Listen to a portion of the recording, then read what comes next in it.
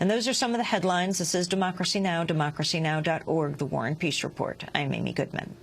We begin with the Central Asian Republic of Kyrgyzstan, which has been ravaged by violence in recent days. At least 117 people have been killed in 3 days of fighting between Kyrgyz and ethnic Uzbeks in the southern city of Osh. Some 1,400 people have been injured, and estimated 80,000 Uzbeks have fled and are reportedly crossing the border into neighboring Uzbekistan.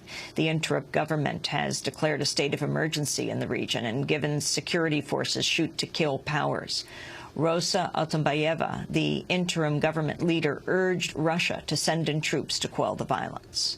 Со вчерашнего вечера на сегодняшний день ситуация Since last night, the situation is getting out of control, and today we need the entry of the third party, its forces, or to be exact, of another party's forces.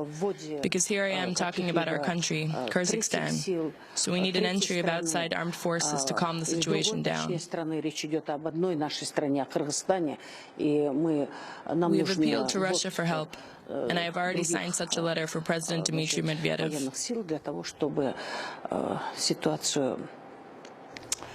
Russia has said it has no plans to intervene in the clashes, but on Sunday, Moscow sent hundreds of paratroopers to Kyrgyzstan to protect its military facilities in the north. The interim government has accused the former president, Kurmanbek Bakiyev, of provoking the violence in order to destabilize the country ahead of a planned constitutional referendum later this month. Bakiyev was ousted from power in an uprising last April. On Sunday, he issued a statement from exile in Belarus, saying he had played no role in the violence. For more, I'm joined here in New York by Scott Horton. He's contributing editor to Harper's Magazine, founding trustee of the American University in Central Asia in the Kyrgyz capital of Bishkek. He's just returned from Kyrgyzstan, where he met with several members of the interim government. Welcome to Democracy Now! You know the government well. You know many of the people in Kyrgyzstan. Explain what's happening, Scott. Well, it's a really tragic situation. It's a severe test of this interim government, and the government's laid a heavy charge at the former dictator, Kurmanbek Bakiyev, saying he's instigated this. And while it'll take a comprehensive investigation to establish the facts after all this has been calmed down and quieted, nevertheless, there really is already significant evidence to back up what the government says. So last week, before the violence had commenced, there were good intelligence reports circulating among the government that the president's brother, Janusz Bakiyev, had been collecting guns and spreading weapons and ammunition amongst their supporters in this southern region. That's right, of the former president, the deposed president, with the intention of instigating violence in the south. And the reports, I've spoken to people directly in Osh who've witnessed some of these events. They're not spontaneous events. They're very carefully orchestrated. They're really more pogroms than riots. So well-armed gangs go in, and they're systematically targeting Uzbek settlements and killing the population and leveling the settlements. So it appears to be designed to demonstrate what is a fact, that is, that the central government in Bishkek has very little control over the South, and to demonstrate the need for a strong authoritarian president, which, Kurmanbek Bakiyev was always viewed as exactly that. Who threw him out? He was thrown out by a popular uprising that started in the northern part of the country, and Bakiyev, of course, is from the south. So there is this inherent north-south tension in all of these troubles in Kyrgyzstan, and the current government is composed largely of northerners, is based in the north, has very weak support in the south only. Let's go to the map. Describe where Kyrgyzstan is. I usually describe it as being slightly to the left of China. So we're talking about the roof of the world and some of the highest mountain ranges, the Tian Shan region. So it is on the eastern periphery of the Soviet Central Asian region, but facing Chinese Central Asia, about as remote a spot in the world as you can get. Right next to the very repressive Uzbekistan. All the other Central Asian states are authoritarian states, and Uzbekistan in particular is extremely authoritarian. Kyrgyzstan has historically been the strong standout in that regard. Although the Kyrgyz leaders have always been wannabe authoritarians, it's the Kyrgyz population that hasn't tolerated that. I mean, they've overthrown 2 presidents now, and political scientist Eugene Husky describes them, for instance, as natural-born anarchists because they really resent the idea of strong and repressive central government. The U.S. has a base there. That's correct. And what are they calling on the United States? They called on Russia to bring in troops. They addressed, as I understand, they initially addressed a request to Russia for troops to help quell the violence, largely a result of the fact that things had spun completely out of control. They thought that hundreds of thousands of people were threatened by this, and they felt that because of the inter-ethnic element, really the only way this could be successfully calmed without stirring up the anxieties of the people was to have a third party come in. So they thought Russia should do it.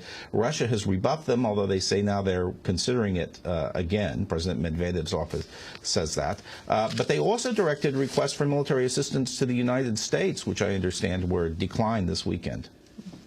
Why?